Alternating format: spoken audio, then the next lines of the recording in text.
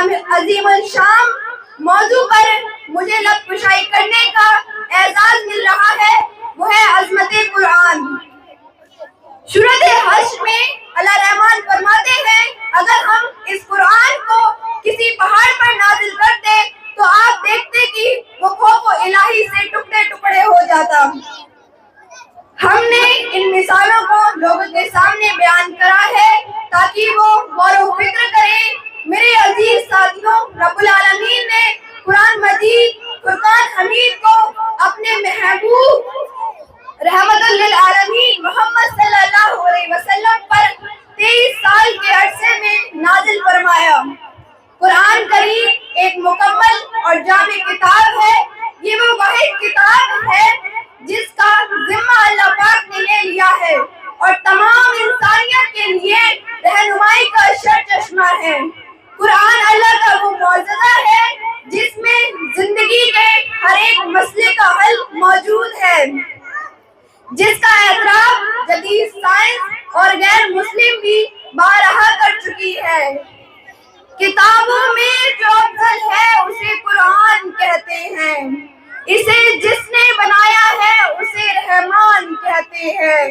سجا لے اپنے سینے میں جو اس کے 30 پاروں کو، زمانے بھر میں اس کو حافظ قرآن کہتے ہیں۔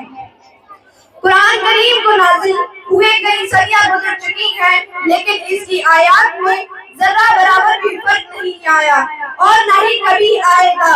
قرآن کریم کی عظمت اور شان کو لفظوں میں بیان کرنا گویا سورج کو چراغ دکھانے کے مترادف ہے۔ قرآن مجید کتابوں کی سردار، خالق کائنات کا کمال، دنیا کے معجزہ، فلاح کا رستہ، سینے میں محفوظ ہو جانے والا کلام، حق اور سچائی کا نور بنی انسان کے لیے غرض یہ کہ پوری انسانیت کی خیر ہی خیر ہے۔ ہر در پہ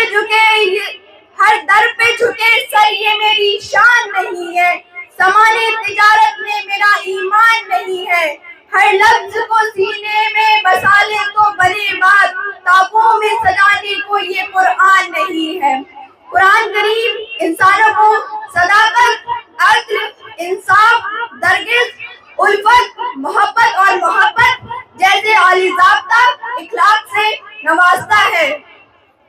قرآن وہ انمول تحفہ ہے جو مرنے کے بعد بھی وصول ہوتا رہے گا، لیکن صد افسوس آج ہم نے قرآن کریم کی تعلیمات کو اکثر فراموش کر دیا، جیسے کہ نتیجہ ناکامی کی صورت میں ہمارے سامنے قرآن ہمارے سامنے کائنات کے راز کھولنا چاہتا ہے، لیکن ہم فی حرف 10 نیکیوں سے زیادہ سوچنا ہی نہیں چاہتے۔